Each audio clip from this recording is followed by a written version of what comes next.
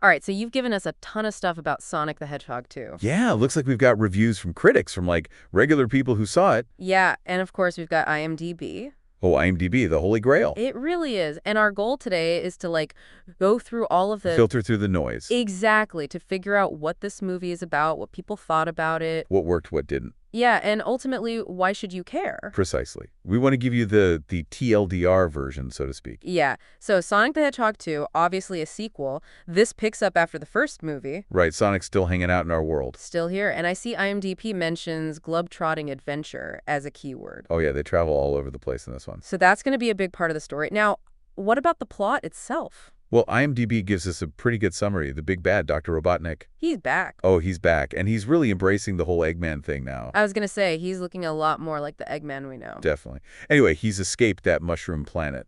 Right from the last movie. And he's teamed up with a new character, Knuckles. Knuckles the Echidna. And they're after this thing called the Master Emerald. Oh, I know a little bit about the Master Emerald from the games. It's super powerful. IMDb even says it can destroy civilizations. Whoa, high stakes. Yeah, this isn't just some small-time villain plot. So what's Sonic up to? Well, he's not going to let that happen. Of course not. He teams up with his own new pal, Tails, the two-tailed fox. And it becomes his race against Robotnik and Knuckles. To get to the Master Emerald first? Classic good versus evil, but with some fun new players. Okay, so that's the basic setup. Now, what did people actually think of the movie? All right, so digging into these reviews, it seemed like overall pretty positive. Not a total bomb. No, not at all. Like one review gives it a 7 out of 10. Okay, that's decent. And IMDb users have it at a 6.5. Not bad at all. So the general consensus seems to be it's a fun time at the movies. Yeah, a good sequel, enjoyable for fans and newcomers. Right. And a lot of the praise focuses on how this one feels more like the games. Oh, interesting. So they really leaned into the source material. They did. Reviewers keep using the term fan service, which basically means... like those little nods that only hardcore fans would appreciate. Exactly. Easter eggs, references. Cameos, maybe? Maybe, potentially. But yeah, more of that in this one. Now, one review I saw said the film seemed to be aiming at 3 distinct audiences. Oh, that's interesting. Who were they? Kids, obviously. Then parents who are just there because of the kids. Right, the tolerant parents demographic. Exactly. And then grown-up gamers, people who grew up with Sonic. Wow, that is a wide range. It is. Makes you wonder how they managed to appeal to all of them. It's a balancing act for sure. Speaking of appealing, let's talk about the characters. Yeah, because they seem to be a big highlight. Oh, huge. Sonic and Tails, for example. Dynamic duo. What are the reviews saying? Delightful, cute. That tracks. What about Tails, specifically? Faithful to the games. Very much so. And get this, they actually got Colleen O'Shaughnessy to voice him. Who's that? She's been the voice of Tails in the games for years. No way. So she's the only one they brought back from the game. The only one. Which I think is cool. You know, it adds a little something extra for the fans. Yeah, I bet they loved that. What about Knuckles? He's a fan favorite, too. Oh, yeah. He's described as epic, brutally strong. He's always been that powerhouse character. Exactly. And the reviewers say they nailed his personality, too. Grumpy, determined. All of that. Although some people felt he was maybe a little dumbed down. Compared to the games. Yeah, like less strategic, maybe a bit more gullible. Interesting. Still a powerful rival for Sonic, though. Oh, absolutely. Idris Elba as the voice was also a big hit. Good casting. Perfect casting. One review even compared him to Thor in the early MCU movies. I can see that. Powerful, but a little naive. Exactly. All right, we can't forget the big man himself, Dr. Robotnik. Or should we say Eggman? He's really leaning into that name now. And honestly, Jim Carrey just kills it. He's getting a lot of praise, right? Tons of praise. Reviewers are saying he steals the show. That's classic Jim Carrey, though. Always going big. Exactly. And this role just lets him go all out. The bald head, the mustache. It's spot on to the games. It really is. And Carrey himself said he loved playing the advanced evil side of Robotnik.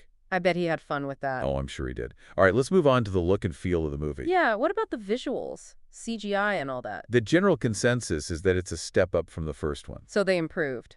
Yeah, a noticeable improvement. People are saying the CGI characters look really convincing in the real world. That's so important for these kinds of movies. It is. If the CGI is bad, it takes you right out of it. Totally.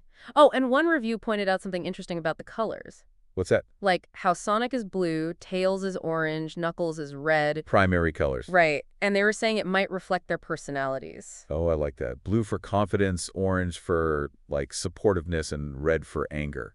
That's pretty cool, even if it wasn't intentional. Definitely. What about the overall tone? Was it still lighthearted and fun? Mostly, though it sounds like it's maybe a little darker than the first one. probably because of the whole Master Emerald situation. Yeah, the stakes are definitely higher this time around. Right, but the reviews say the fun factor is still there, with lots of action and funny moments. So they found a good balance. Seems like it. But of course, no movie's perfect. Let's talk about some of the criticism. Lay it on me. Well, the biggest complaint seems to be about the human side plots. Like, too much focus on the human characters. Yeah, specifically, there's this whole wedding sequence. A wedding. In a Sonic movie. Apparently. And it goes on for like 15 minutes. 15 minutes? That's a long time. And get this, Sonic, Tails, Knuckles, Robotnik, none of them are even in it. Oh, wow. So it's just completely separate from the main plot? Totally separate. And the reviewers did not like it. Dragging the film down, horrendous acting, cheesy romance. Yikes. Yeah, sounds pretty rough. And a lot of people felt that the human stories in general were the weakest part. In both movies, actually. Yeah, they just wish they'd focus more on the Sonic characters. Makes sense. And some reviewers even said that cutting that wedding scene might have helped the pacing. Oh, interesting. Was the pacing a problem? Some people thought so, especially in the third act. Felt a bit dragged out. Yeah, pacing is key in an action movie like this. Got to keep the energy up. Totally. And humor is always tricky. How'd that go down? Overall, pretty well. The general feeling was that the humor was solid. But some felt it wasn't as witty as the first one. so more like slapstick or something. Kind of. Some called it goofy, even obnoxiously loud at times. Ouch. Were there any specific scenes people called out? Yeah, there's this dance-off scene in Siberia that got some negative attention. A dance-off, really? Apparently. People thought it was unnecessary and silly. Well, you can't please everyone. That's true. Another minor criticism was about Supersonic. Oh yeah, he shows up at the end, right? He does, and it's epic. But some people felt it was too short, kind of glossed over. After all that build-up. Yeah, it's understandable that people wanted more. Fair enough. Anything else?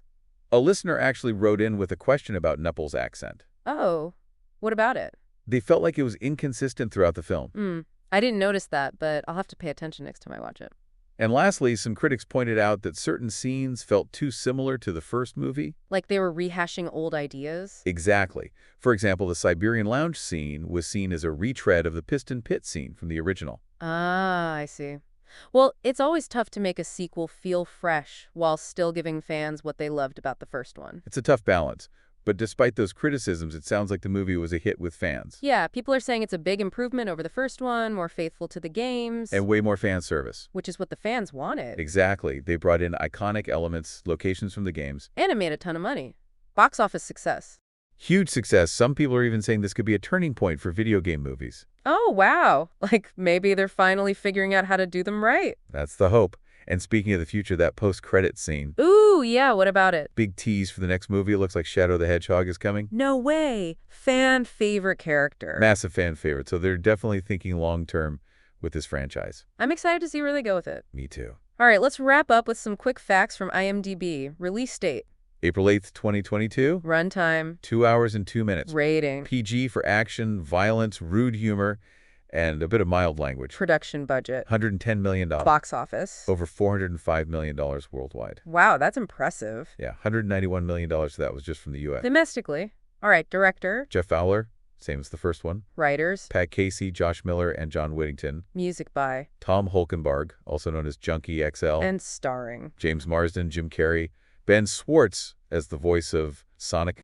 Tika Sumpter. Idris Elba as Knuckles. And, of course, Colleen O'Shaughnessy as Tails. Living locations, mainly Port Coquitlam in British Columbia, Canada. All right, so big picture, Sonic the Hedgehog 2, a good sequel. I'd say so. They listened to the feedback from the first one. More Sonic, less human stuff. Exactly. And they really nailed the characters, the humor, the action. Jim Carrey was phenomenal. Oh, absolutely. A few pacing issues, maybe some questionable humor here and there. But overall, a fun ride. Definitely.